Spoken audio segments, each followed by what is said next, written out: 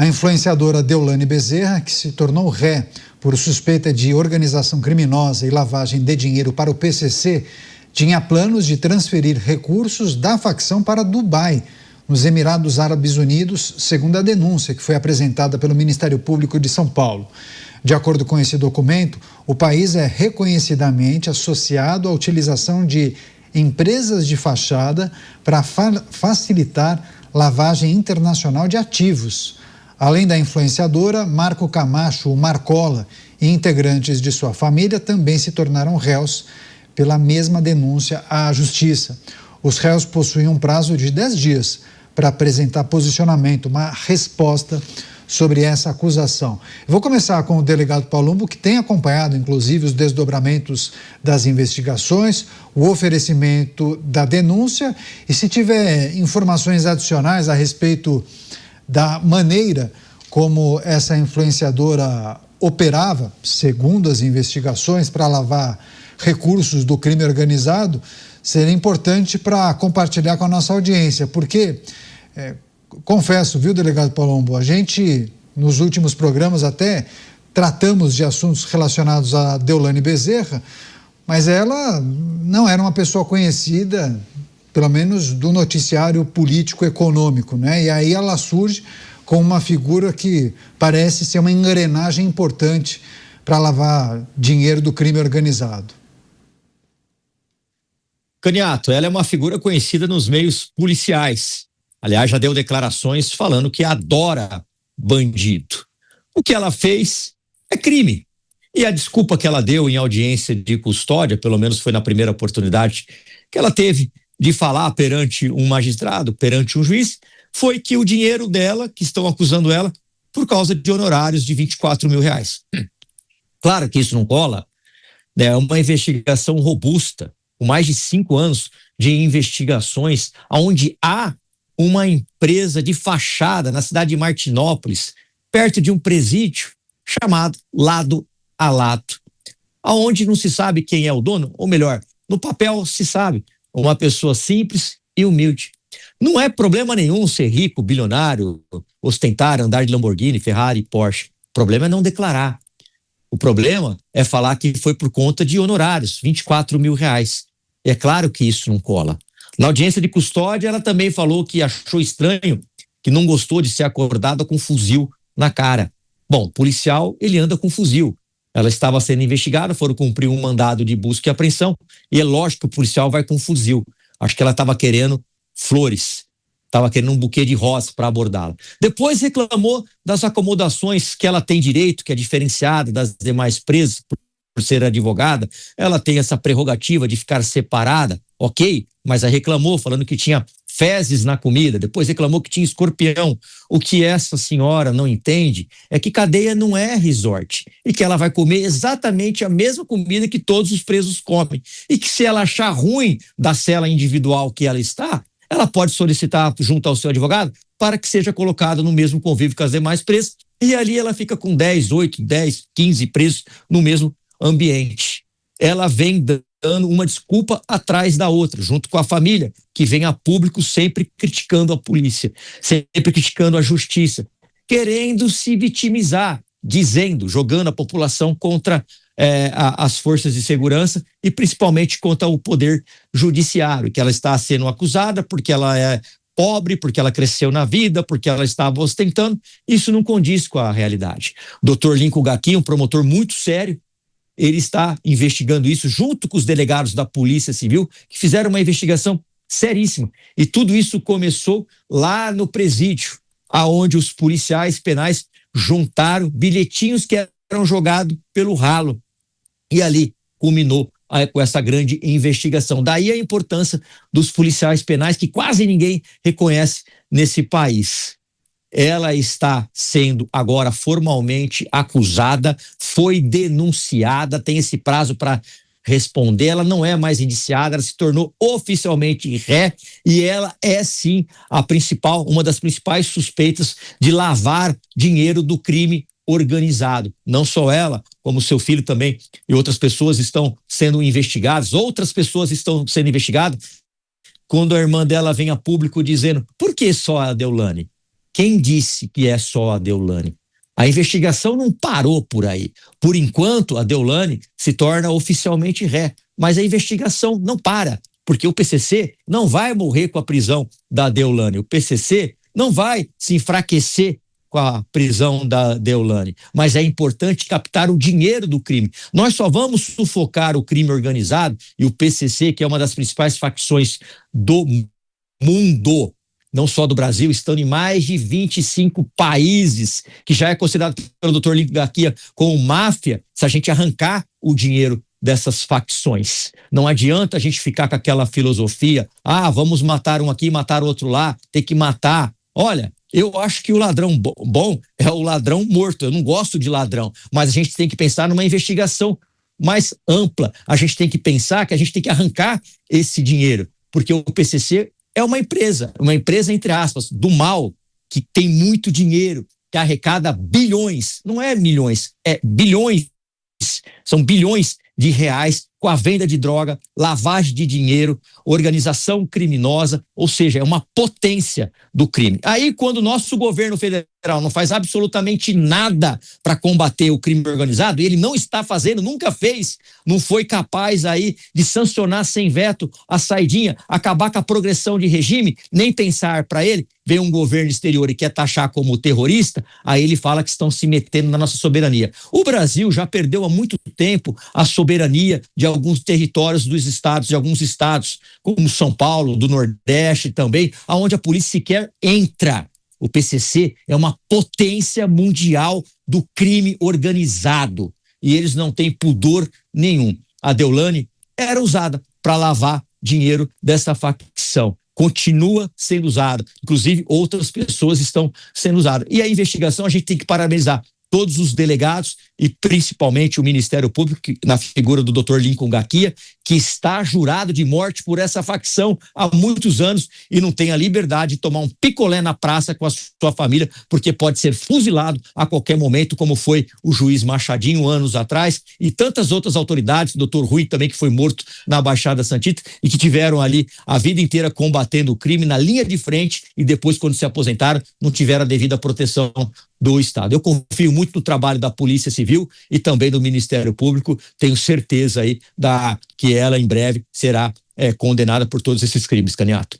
Pois é, Deolane e outras figuras acabaram se tornando réus após a Justiça aceitar a denúncia oferecida pelo Ministério Público. Tem inclusive parentes, familiares do cabeça, do chefe do primeiro comando da capital, o Marcola. Deixa eu passar para o Bruno Musa. O Bruno não estava com a gente aqui ontem. Nós começamos as reflexões a respeito desse caso. Agora, Musa, influenciadores, MCs, cantores são apontados como figuras que atuam para lavar o dinheiro do crime organizado. E muitas dessas figuras chamam a atenção nas redes sociais, principalmente, por conta desse estilo de vida muito extravagante, Gostam de ostentar esses cantores com cordões de ouro, 3, 4, 5 carros luxuosos, esportivos na garagem, Lamborghini, Porsche, Ferrari. No caso da Deolane, eu passei no Instagram dela, mais de 20 milhões de seguidores. Foto do lado de um Rolls Royce, mais de 8 milhões o valor do carro. Fiz uma pesquisa rápida aqui.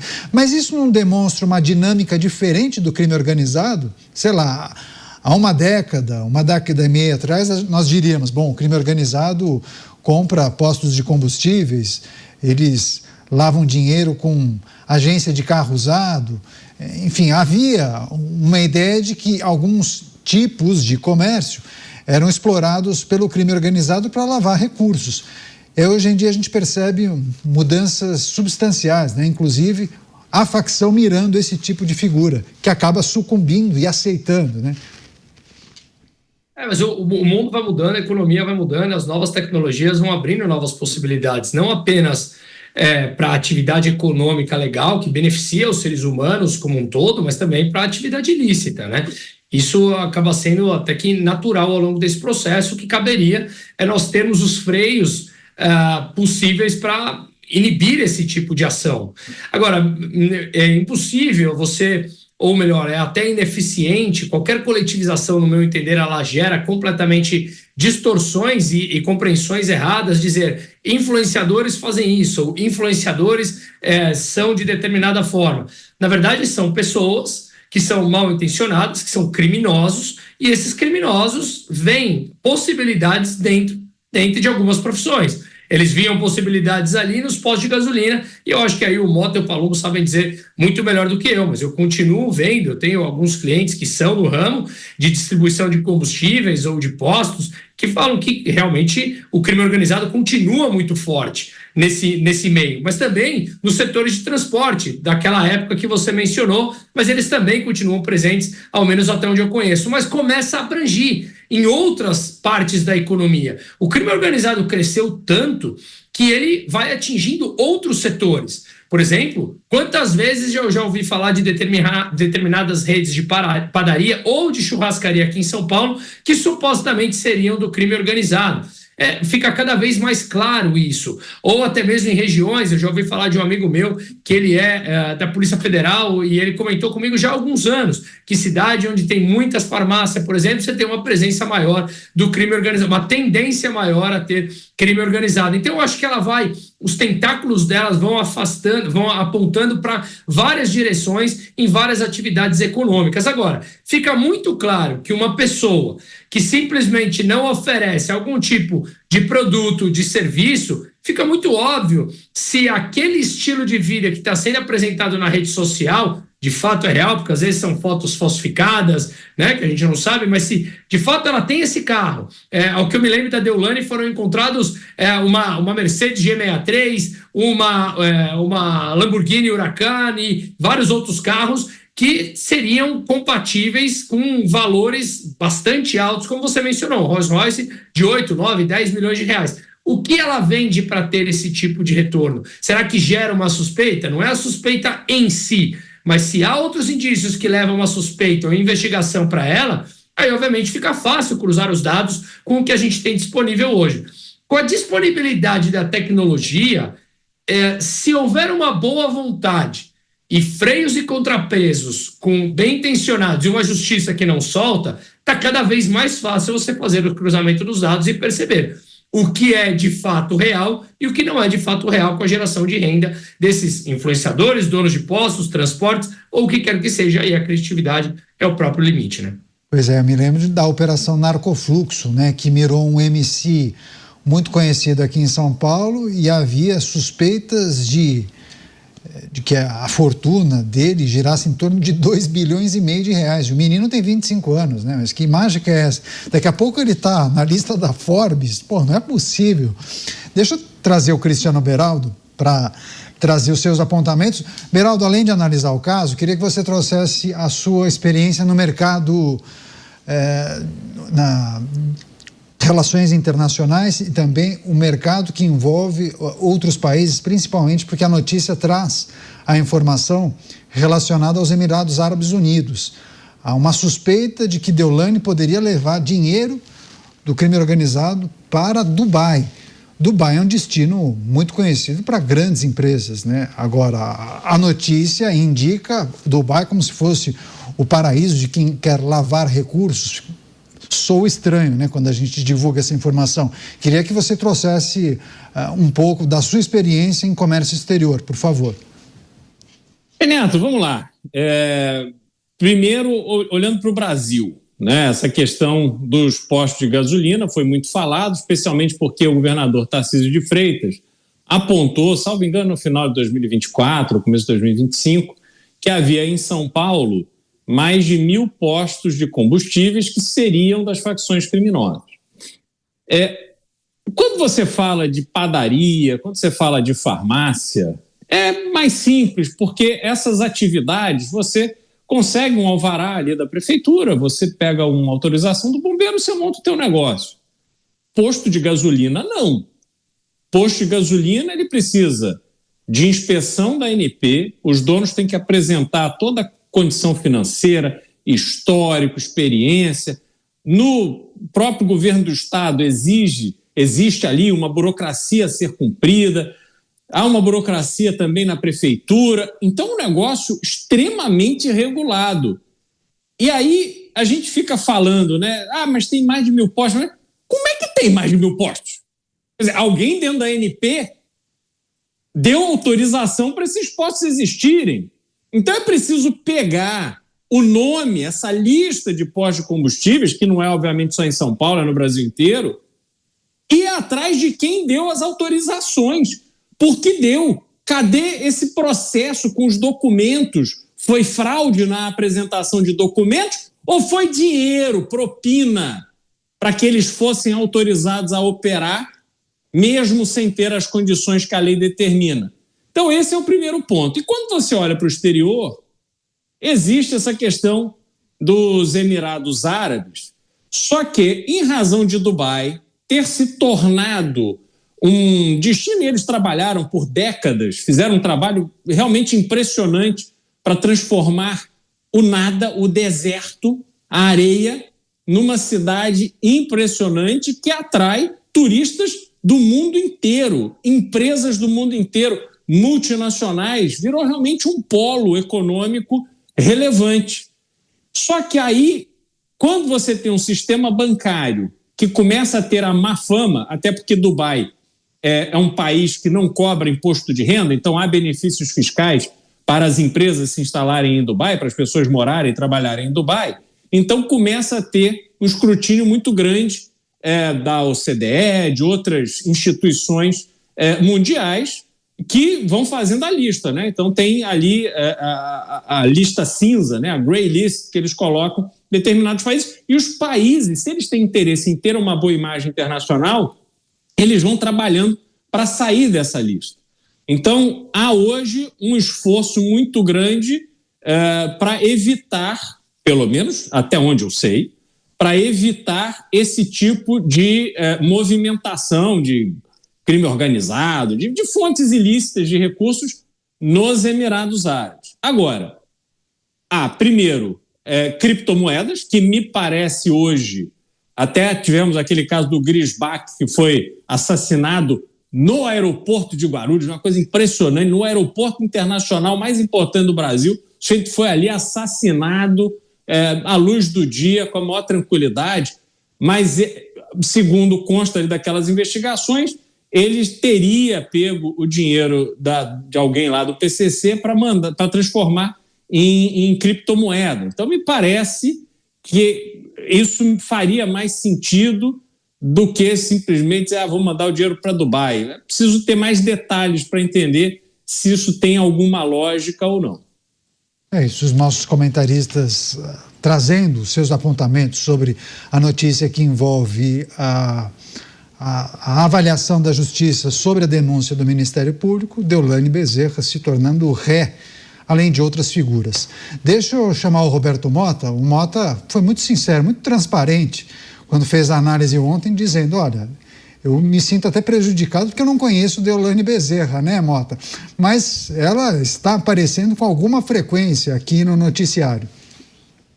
Eu já conheço da notícia de ontem, né? Então, o que eu sei dela é isso, e continua o meu espanto, e fica aqui o meu protesto em relação às pessoas que gastam o seu tempo, aparentemente 20 milhões de pessoas, né? Que gastam o seu tempo seguindo pessoas assim, e eu queria chamar a atenção para essa percepção equivocada do que é riqueza, né? No mundo em que tanta gente trabalha duro, se sacrifica para conseguir pagar as contas no final do mês, para conseguir sustentar uma família, tanta gente que trabalha 30, 40, 50 anos para chegar no final da vida e ter ali apenas quase que só o suficiente para comer, pagar um plano de saúde, pagar as contas de casa. A gente vê essas figuras fazendo propaganda desse enriquecimento fácil, às vezes pousando do lado de um carro que para outra pessoa, né, ela trabalhou a vida inteira e todo o patrimônio dela não daria para comprar esse carro. Eu queria dizer o seguinte, as escolhas que nós fazemos, elas repercutem na nossa vida e no nosso país. Quando 20 milhões de pessoas escolhem seguir alguém assim, Esses 20 milhões de pessoas estão mandando uma mensagem para a sociedade de uma forma geral e para a classe política também. Se a gente faz esse tipo de escolha, depois a gente não pode reclamar daquilo que a nossa sociedade está se transformando.